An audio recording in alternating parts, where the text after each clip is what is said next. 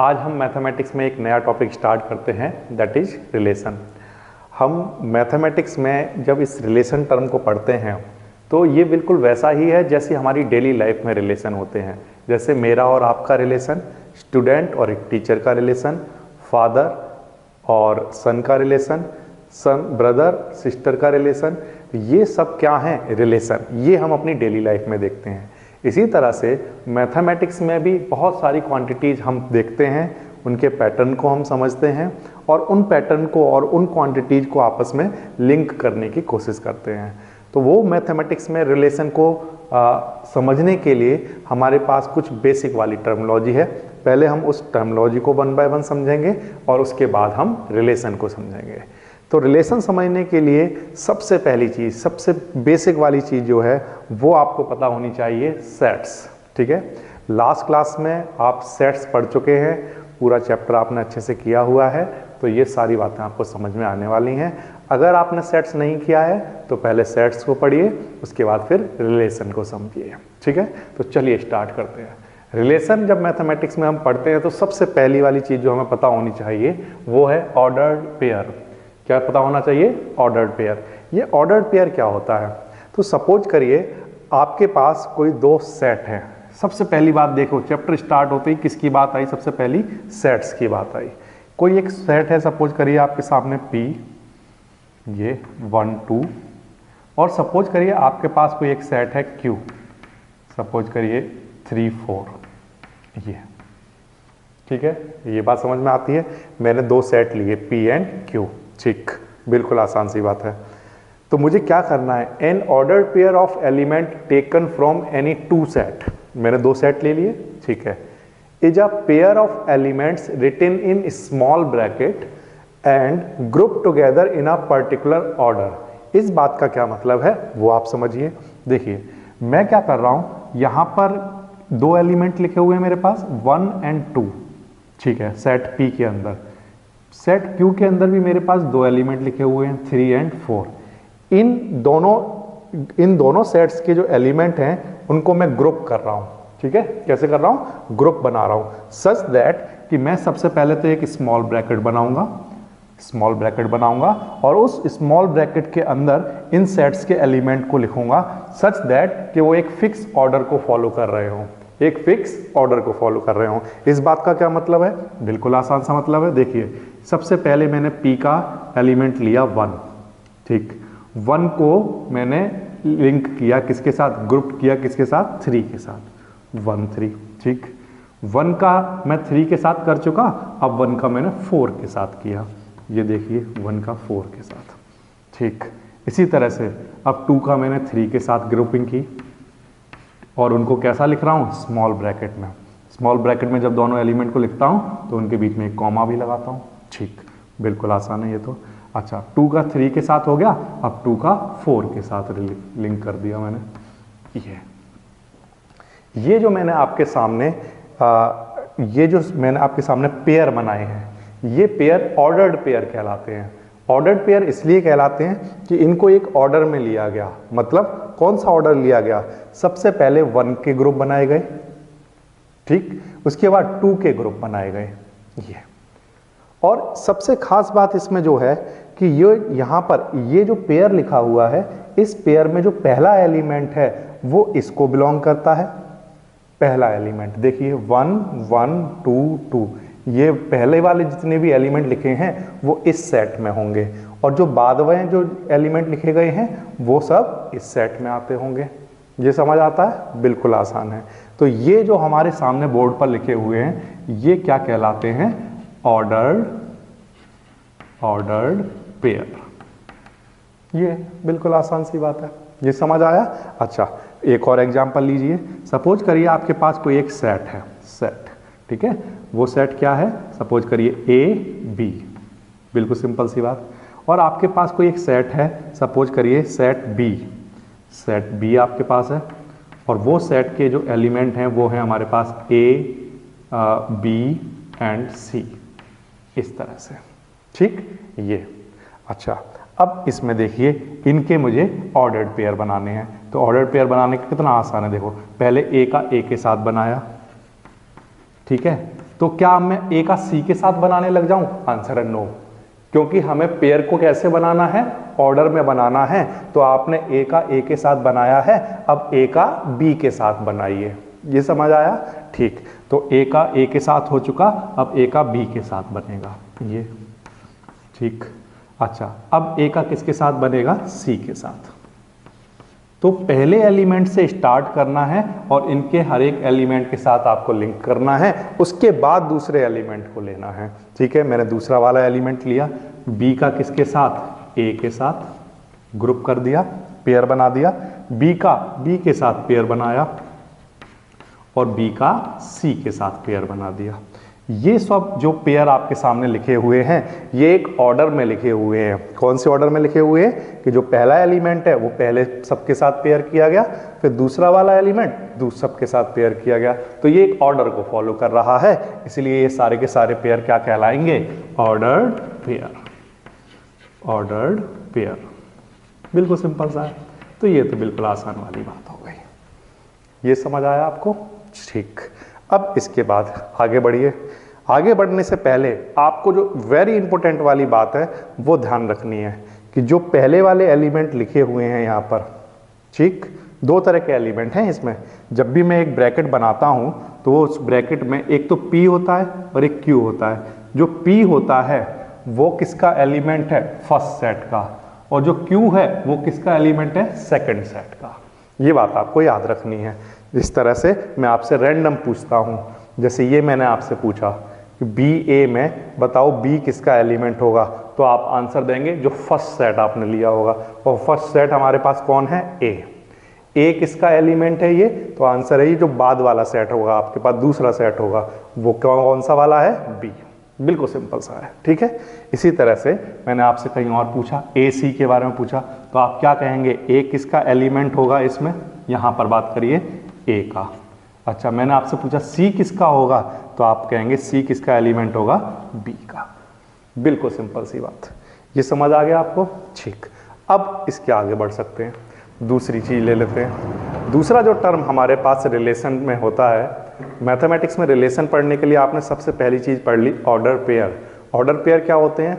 दो सेट हैं आपके पास, उन दोनों सेट में से एलिमेंट को आपको लेकर आना है और उनके पेयर बनाने हैं, सच दैट कि वो एक ऑर्डर को फॉलो कर रहे हों। फर्स्ट एलिमेंट को सबके साथ पेयर, दूसरा एलिमेंट का सबके साथ पेयर। इस तरह से आप एक ऑर्डर को फॉलो करते हुए जो पेयर बनाते हैं, उन पेयर का नाम क्या होता है? Ordered pair. ये बात आपको समझ में आ गई। अच्छा, अब इसके बाद next term Cartesian products of sets. यहाँ पर जो मैंने एग्जाम्पल लिया था उसी एग्जाम्पल से देखना कितने ध्यान से समझाऊंगा। P एक सेट लिया था 1 2, Q एक सेट लिया था 3 4। ठीक है, तो मैंने यहाँ पर लिखा P एक सेट लिया गया 1 2, ठीक है, और Q एक सेट लिया गया 3 4। ये अब अगर आपको ऑर्डर पेयर बनाना आ गया है तो मुझे इसकी ऑर्डर पेयर बनाकर दिखाइए। तो आपने आंसर दिया कि सबसे पहले फर्स्ट एलिमेंट को इन सब के साथ पेयर करेंगे, 1 का 3 के साथ, 1 का 4 के साथ, फिर इसके बाद 2 का करेंगे पेयर सबके साथ, 2 का 3 के साथ और 2 का 4 के साथ। ठीक है, अब देखना प्यारे बच्चों ध्यान से, बिल्कुल आसान सी बात बताने वाला हूँ। ये जो आपके सामने बोर्ड पर लिखे हुए हैं ये अभी क्या लिखे हुए हैं? Ordered pair. ठीक है, अब जितने भी ऑर्डर्ड पेयर आए हैं उन सबके बीच में कॉमा लगा दिया जाए। क्या लगा दिया जाए? कॉमा लगा दिया जाए, और उनका क्या बना दिया जाए? एक सेट बना दिया जाए। क्या बना दिया जाए? एक सेट। तो वहां पर हम कहेंगे कि ये जो सेट आया है P का Q से, तो वो क्या कहलाएगा? P से Q का कार्टेशियन प्रोडक्ट। क्या कहलाएगा? Cartesian product. तो कार्टेशियन प्रोडक्ट निकालने के लिए हम क्या करते हैं? तो आंसर है कि सिंपल हम ऑर्डर्ड पेयर बनाते हैं और उन ऑर्डर पेयर को एक सेट के अंदर बंद कर देते हैं। तो वो जो सेट बन के तैयार हुआ है वो सेट क्या कहलाएगा? Cartesian product of set A and set B। बिल्कुल सिंपल सी बात है। तो देखिए, ध्यान दीजिए, what is Cartesian product? The Cartesian product P cross Q is the set of all set. किसका सेट है? ऑल ऑर्डर्ड पेयर का। जितने भी ऑर्डर्ड पेयर हैं उन सबका क्या है? सेट। ठीक है, फ्रॉम P एंड Q। बिल्कुल सिंपल सी बात है। तो जो भी आप ऑर्डर पेयर बना रहे हैं उस ऑर्डर पेयर में जो पहला एलिमेंट है वो पहले वाले को बिलोंग करेगा और जो दूसरा वाला एलिमेंट है वो दूसरे सेट को बिलोंग करेगा। ये तो बिल्कुल सिंपल सी बात है, ये हमें समझ में आता है। अच्छा, अब आप एक एग्जाम्पल कंसीडर करिए। ये मैंने NCERT का एग्जाम्पल नंबर 2 लिखा है बोर्ड पर और आप इसके कार्टेशियन प्रोडक्ट को समझिए।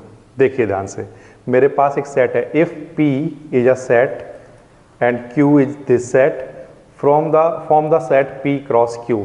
तो देखिए ध्यान देना, P सेट है मेरे पास A B C ये, और मेरे पास एक Q सेट है R ये, ठीक।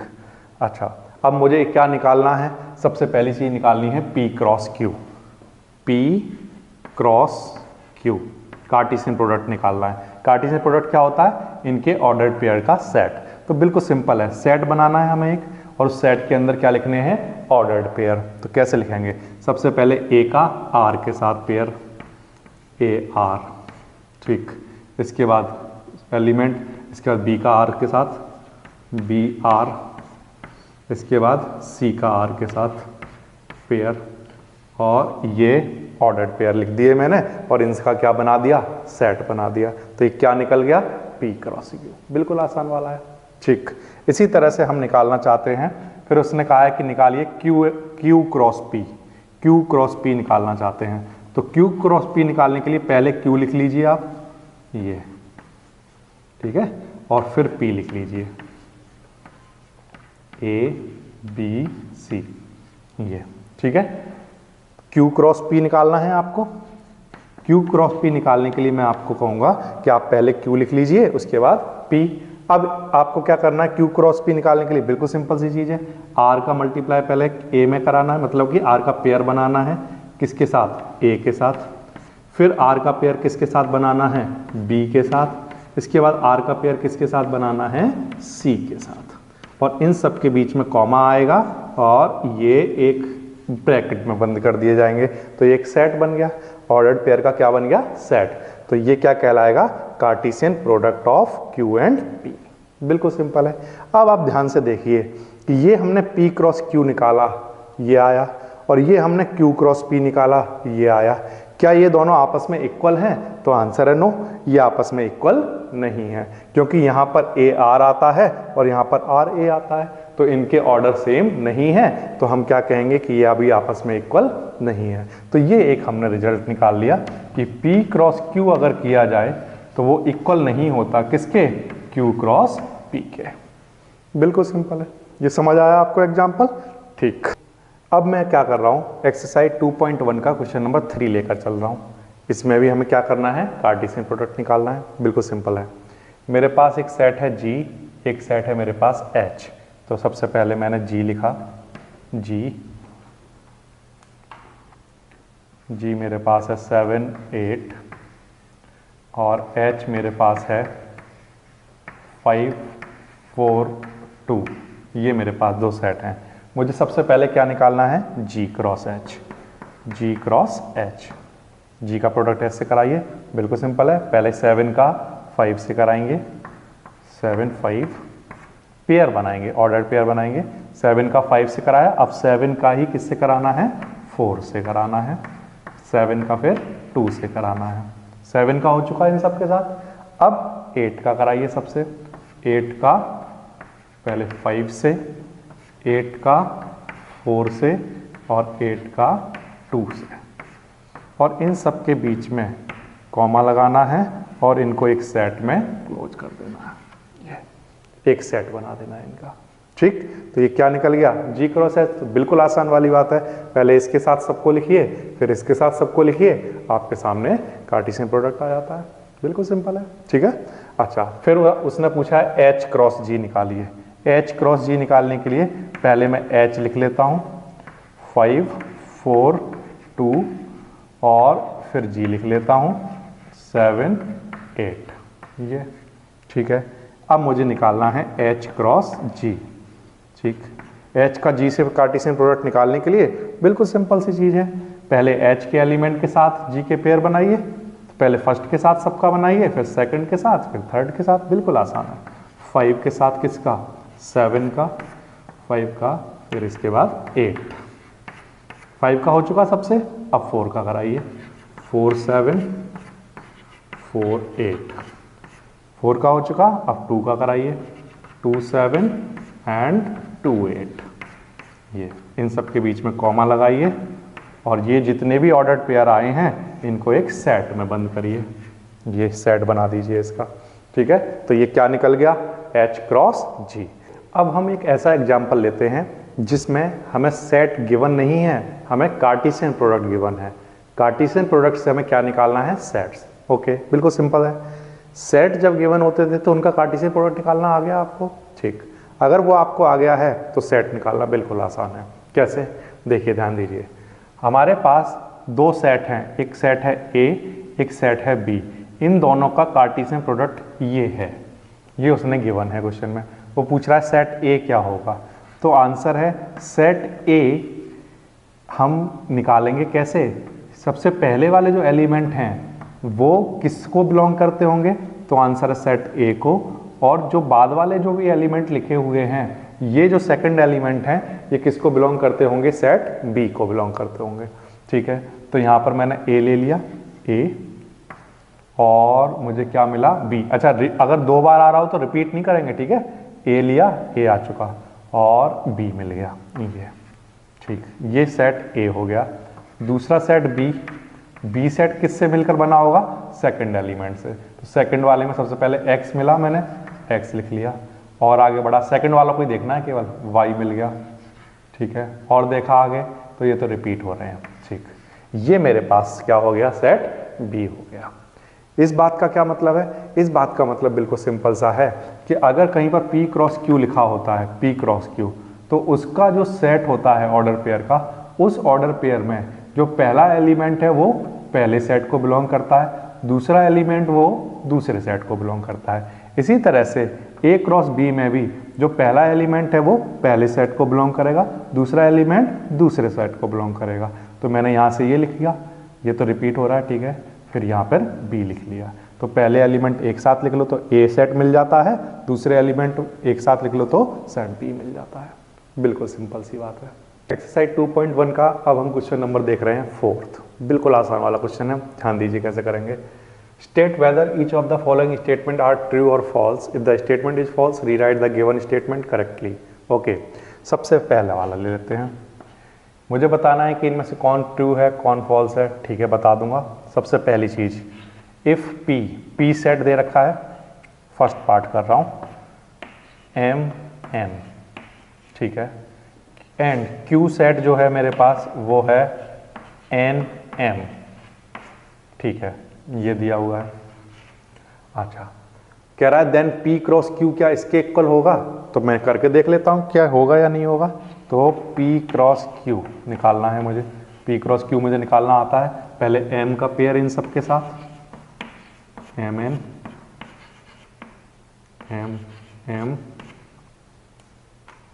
ओके। नाउ फिर अब N का सबके साथ, N और M, ये बन गया कार्टेशियन प्रोडक्ट। ये आपको निकालना आ गया होगा, ठीक है।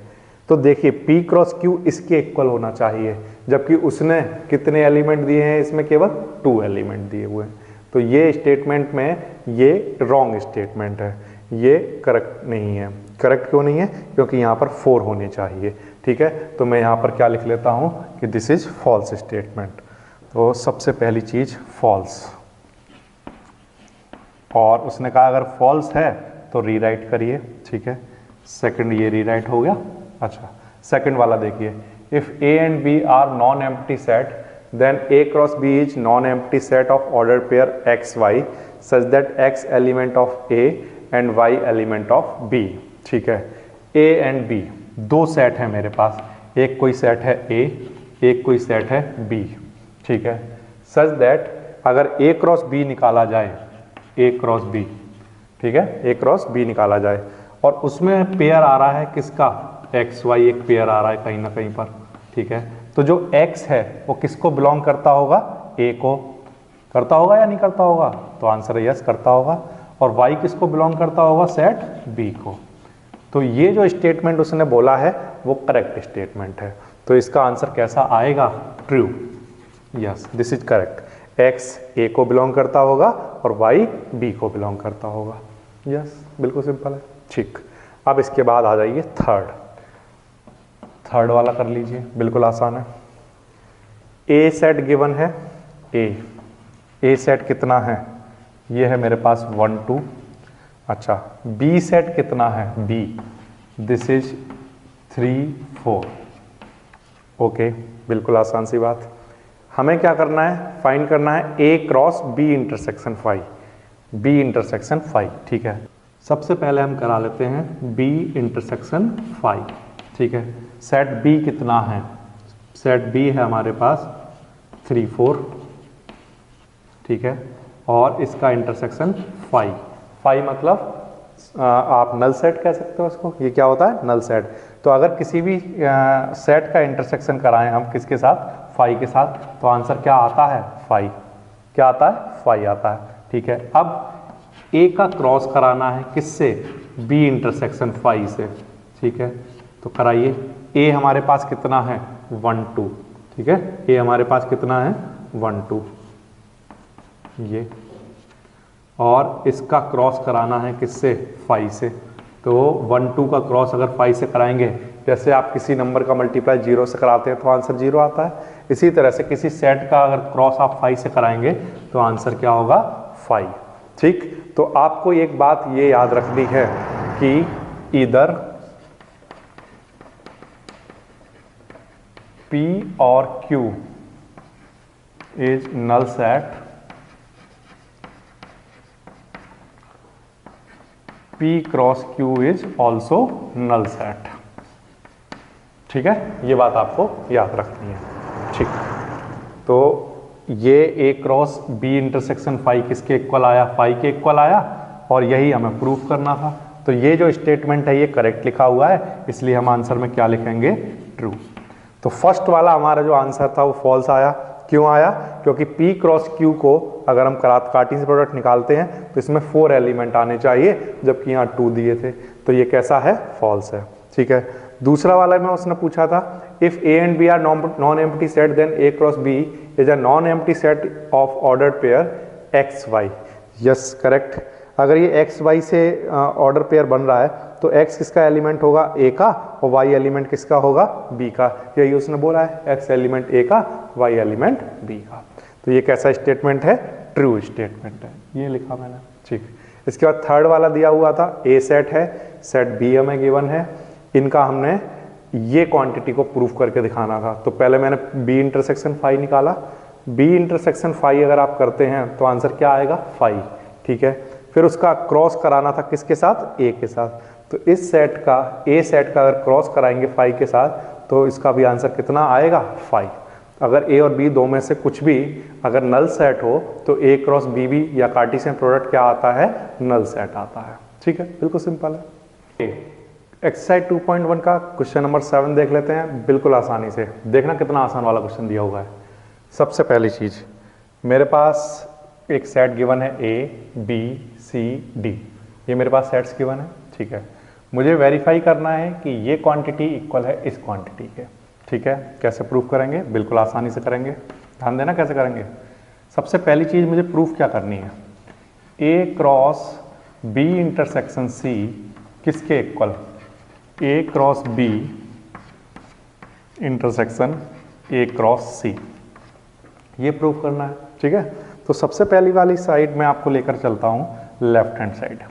लेफ्ट हैंड साइड लेकर लेता हूं। लेफ्ट हैंड साइड मेरे पास क्या है? ए क्रॉस बी इंटरसेक्शन सी, ये है। ठीक है, तो मुझे ए चाहिए होगा और उसका क्रॉस किससे कराना है? बी इंटरसेक्शन सी से।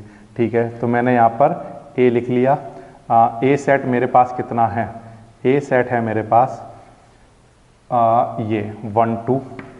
ठीक है, इसका क्रॉस कराना है बी इंटरसेक्शन सी से। बी मेरे पास सेट क्या है? बी है 1 2 3 4, ये मैंने लिखा 1 2 3 4। इसका इंटरसेक्शन किसके साथ? सी के साथ। सी सेट कितना है? सी सेट है मेरे पास 5 6, ये। ठीक है, तो सबसे पहले तो आप क्या करिए, 1 2 ऐसे ही, ठीक है, इसका क्रॉस कराना है इसके इंटरसेक्शन से, तो इसका इंटरसेक्शन आप निकालिए पहले, तो क्या होगा। तो आंसर है कि 1 2 3 4 का 5 6 के साथ इंटरसेक्शन कराना है। इंटरसेक्शन आपको याद है, इंटरसेक्शन में क्या होता था, दो सेट है मेरे पास, उन दोनों सेट में जो भी एलिमेंट कॉमन होते हैं उनको हम क्या कहते हैं, इंटरसेक्शन, ठीक है। तो इस सेट का इसके साथ इंटरसेक्शन निकालना है, तो हमें ये देखना है कि इनमें से क्या क्या कॉमन है। तो मैं देख रहा हूँ कि इन दोनों में से कुछ भी कॉमन नहीं है। अगर कुछ भी कॉमन नहीं है तो मैं क्या कहूँगा कि यहाँ पर इसका आंसर क्या आएगा, 5, नल सेट जिसे आप कहते हो। तो मैंने यहाँ पर लिख लिया 5, ठीक, बिल्कुल आसान है। ये बात आई आपको समझ में, इन दोनों सेट्स में से कुछ भी कॉमन नहीं है तो हम क्या लिखेंगे यहाँ पर, 5, नल सेट, ठीक है। और किसी भी सेट का कार्टेशियन प्रोडक्ट नल सेट के साथ क्या होता है, तो आंसर है नल सेट। ये हो गया। फिर से क्या लिया हमने, लेफ्ट हैंड साइड, ठीक है।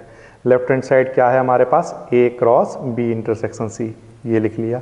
A हमारे पास ये है, क्रॉस ये लिखा हुआ है, B सेट ये है, उसका इंटरसेक्शन किससे कराना है, C सेट से, ठीक। B और C का इंटरसेक्शन कराया, इंटरसेक्शन मतलब दोनों में कॉमन एलिमेंट लिखने थे, लेकिन कॉमन तो कुछ भी नहीं आ रहा था। कुछ भी नहीं का मतलब क्या, नल सेट, ठीक है। अब इसका क्रॉस नल सेट से कराना है, तो हमने ये क्या रूल पढ़ा है कि अगर दो सेट का कार्टेशियन प्रोडक्ट करा रहे हैं और उन दोनों में से कोई भी नल सेट हो तो आंसर क्या आता है, नल सेट। इसको आप ऐसे ही समझ सकते हैं जैसे कि 5 का प्रोडक्ट 0 से कराइए तो आंसर क्या आएगा, 0। तो वही मैंने यहाँ पर लिखा है, ठीक। अब मैं आपके सामने ले लेता हूँ कौन सी वाली साइड, राइट हैंड साइड, ठीक है। तो राइट हैंड साइड ले लेता हूँ, right hand side. Right hand side मेरे पास क्या है, A cross B, A cross B, इसका इंटरसेक्शन किसके साथ, A क्रॉस C के साथ, इंटरसेक्शन A क्रॉस C, ठीक है। तो आप सबसे पहले A क्रॉस B को सॉल्व कर लीजिए। तो A मेरे पास क्या है, 1 2, ठीक है, ये मैंने लिख लिया। और इसका B के साथ, B मेरे पास कितना है, 1 2 3 4, 1 2 3 4, ये मैंने लिख लिया, ठीक। A और B लिख लिया, क्यों लिख लिया, क्योंकि A क्रॉस B निकालना है, ठीक। अब निकालिए आप A cross B। A cross B आपको निकालना आ गया होगा, कैसे करते हैं, पहले 1 के पेयर बनाएंगे इन सबके साथ, 1 1 1 2 1 3 एंड 1 4, ये बन गए। 1 के सबके साथ हो चुके, अब इसके बाद 2 के सबके साथ पेयर बनाइए, ठीक है। अब क्योंकि ऑर्डर में बना रहे हैं तो इसलिए इनको हम ऑर्डर पेयर कहते हैं, 2 3 एंड 2 4, ये इन सबके बीच में कॉमा लगा दीजिए, ठीक। तो ये हमारे सामने क्या निकल कर आ गया, A क्रॉस B। अब हमें क्या निकालना है, A क्रॉस C निकालना है। तो फिर से A सेट लिखिए 1 2, C सेट लिखिए। C सेट मेरे पास क्या है, C सेट है मेरे पास 5 6, तो मैंने यहाँ पर C सेट लिख लिया 5 6, ठीक। A क्रॉस C निकालिए, A cross C। A cross C का मतलब पहले 1 का इनके साथ पेयर, 1 का 5 के साथ, 1 का 6 के साथ, ठीक है। अब 2 का 5 के साथ और 2 का 6 के साथ, इनके बीच में कॉमा और ये एक सेट बना दिया, ठीक। तो ये क्या निकल गया, A क्रॉस C। अब मुझे निकालना क्या है, जो A क्रॉस B है उसका इंटरसेक्शन किसके साथ, A क्रॉस C के साथ, ठीक है। कर देंगे, बहुत आसानी से कर देंगे। कैसे, सबसे पहले A क्रॉस B के एलिमेंट लिखिए। A क्रॉस B के एलिमेंट क्या है हमारे पास, ये क्वांटिटी कंप्लीट, ठीक। मैंने लिख लिया यहाँ पर 1 1 1 2 1 3 1 4 2 1 2 2 2 3 एंड 2 4, ये इसका इंटरसेक्शन किसके साथ, A क्रॉस C के साथ। A क्रॉस C में क्या है, 1 5 1 6 2 5 एंड 2 6, ये, ठीक। अब इसका इस सेट का इस सेट के साथ हमें इंटरसेक्शन करना है, तो हमें ये देखना है कि इन दोनों में से क्या क्या कॉमन आ रहा है, वो हम इंटरसेक्शन में लिखेंगे। ठीक है, तो मैंने इसको चेक किया, तो इन दोनों में से, इन दोनों सेट्स में से कोई भी ऑर्डर पेयर कॉमन नहीं आ रहा है। अगर कोई भी ऑर्डर पेयर कॉमन नहीं आ रहा है तो मैं आंसर में क्या लिखूंगा, 5। इन दोनों का इंटरसेक्शन कितना हो गया, 5। ठीक है, तो जब मैंने इसकी लेफ्ट हैंड साइड सॉल्व की थी, लेफ्ट हैंड साइड ये, तो उसका आंसर क्या आया था, 5। और जब मैंने इसकी राइट हैंड साइड सॉल्व की तो उसका आंसर भी कितना आया, 5। तो ये दोनों साइड कैसी हो गई, वेरीफाई हो गई। ये बिल्कुल आसान है इसको करना। ये समझ आया कैसे किया, ठीक। ओके, अब इसका सेकंड पार्ट देखिए। सेकंड पार्ट मेरे पास क्या है, A cross C is a subset of B cross D।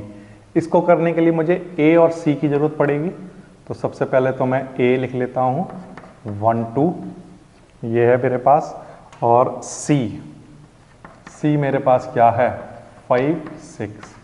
ये इससे A क्रॉस C निकालता हूँ पहले। AC का कार्टेशियन प्रोडक्ट क्या होगा, 1 5 1 6 2 5 एंड 2 6। ये आ जाएगा, बिल्कुल आसान है ये तो। ठीक, ये तो आपको निकालना आ गया होगा कार्टेशियन प्रोडक्ट। ठीक है, इसी तरह से मुझे B क्रॉस D चाहिए, तो B सेट लिख लेता हूँ मैं। मेरे पास क्या है, 1 2 3 4, और D सेट मेरे पास क्या है, 5 6 7 8। ये ठीक, B क्रॉस D निकालना है, तो B क्रॉस D कैसे निकालेंगे, पहले इस 1 का इस सबसे कराएंगे, फिर 2 का कराएंगे, फिर 3 का, फिर 4 का। तो 1 5 1 6